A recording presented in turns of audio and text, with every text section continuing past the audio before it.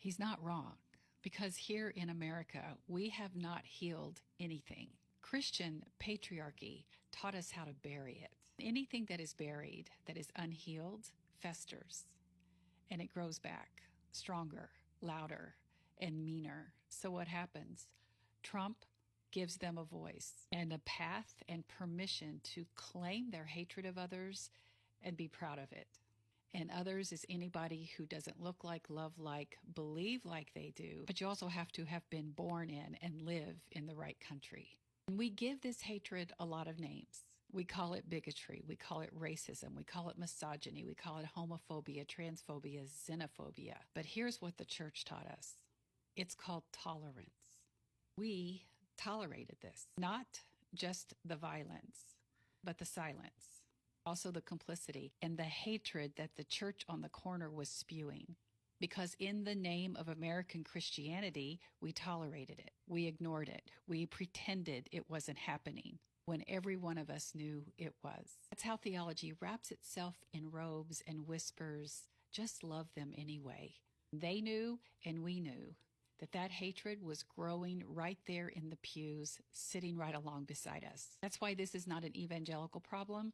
This is an American Christianity problem, because Christian patriarchy is the structure upon which our government, our churches, most of our families, most of our institutions are built. You want to understand why America is like this? Because it started with our beginning. We justified the genocide of the native people of this land.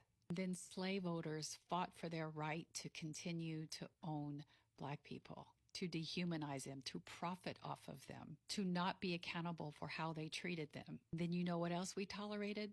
We allowed them to build statues and romanticize the plantations. Tolerance is never neutral. It's a tool of power. It says you can exist on my terms. If you've never listened to the podcast White Lies, now is the time to do so. In 2000, after Selma, Alabama elected its first Black mayor, the people of that city put up a statue of Nathan Bedford Forrest. He was proud of his enslavement of Black people.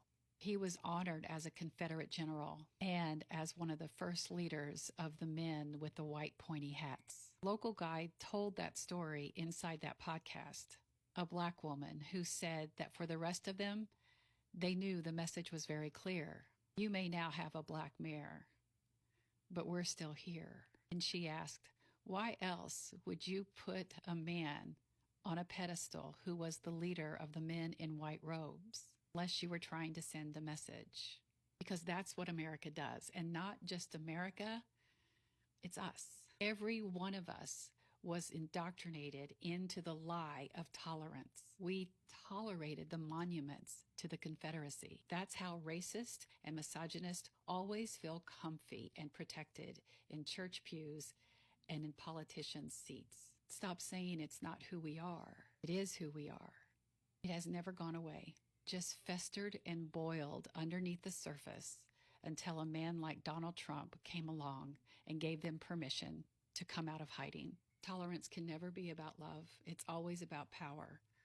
Racism and misogyny certainly do have consequences. And white Christian patriarchy is the biggest sin of all. We did not lose this country. We surrendered it, one tolerated injustice at a time. Now, if you're deconstructing and you want to learn more about the sin of tolerance, I wrote more about it over on Substack. Join me there.